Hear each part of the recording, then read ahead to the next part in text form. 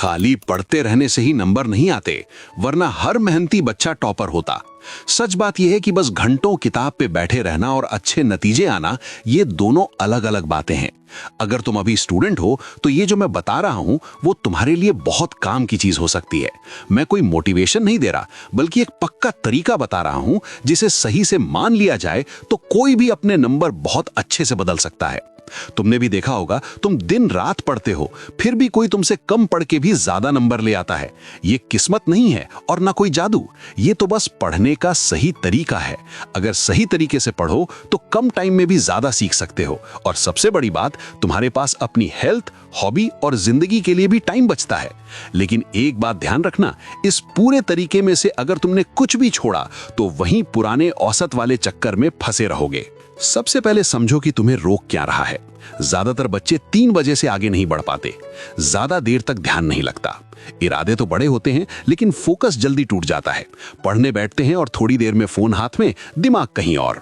हमारा दिमाग लगातार डीप फोकस में काम नहीं कर पाता, इसलिए घंटों पढ़ने की बजाय छोटे छोटे फोकस्ड सेशन ज्यादा अच्छे होते हैं।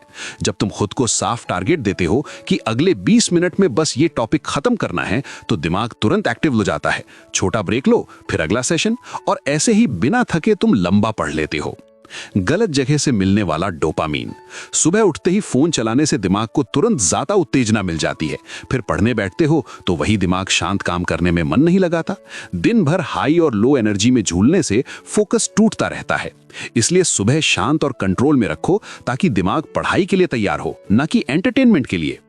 पढ़ाई को मुश्किल और बोरिंग मान लेना। तुम जो पहले से मान लेते हो, दिमाग वही मानता है। अगर सोचोगे कि ये चैप्टर मुश्किल है तो वो सच में मुश्किल लगेगा, लेकिन अगर इसे एक चैलेंज या गेम की तरह लोगे तो वही चीज आसान लगने लगेगी। तुम्हारी सोच तुम्हारी ताकत से भी ज्यादा असर करती है। अब बात करते हैं सही तरीके से पढ़ने की।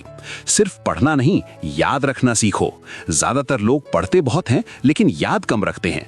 सीखने का असली मतलब है जानकारी दिमाग में टिकना। इसके लिए सबसे अच्छा तरीका है पढ़ो, किताब बंद करो, याद करो, लिखो और फिर चेक करो। ये प्रोसेस दिमाग को एक्टिव करती है और याददाश्त मजबूत करती है। समझ कर पढ़ो, रट कर नहीं। अगर तुम किसी कॉन्सेप्ट को आसान भाषा में नहीं समझा सकते तो इसका मतलब तुमने उसे पूरी तरह समझा ही नहीं। खुद को या किसी और को समझाने की कोशिश करो, यहीं से असली बात समझ आती है। हर चीज बराबर जरूरी नहीं होती।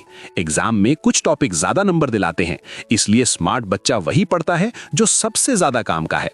पुराने पेपर देखो, पैटर्न समझो और उसी हिसाब से तय करो कि क्या पहले पढ़ना है। एग्जाम की तैयारी का सही तरीका। पढ़ाई और एग्जाम दोनों अलग अलग हुनर हैं। मॉक टेस्ट देने से तुम्हें टाइम मैनेज करना और प्रेशर में काम करना आ जाता है। पेपर शुरू करते ही पहले आसान सवाल हल करो। मुश्किल सवालों में टाइम बर्बाद करने की बजाय जो आते हैं उनके नंबर पक्के करो। याद रखो, लक्ष्य हीरो बनना नहीं, अच्छे नंबर लाना है।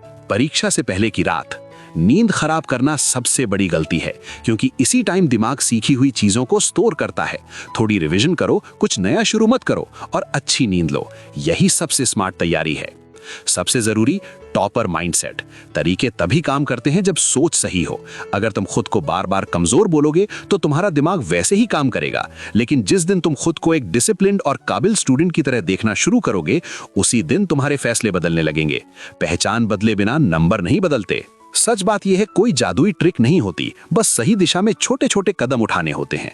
अगर तुम ये बातें मानोगे तो बदलाव धीरे धीरे नहीं, साफ साफ दिखने लगेगा।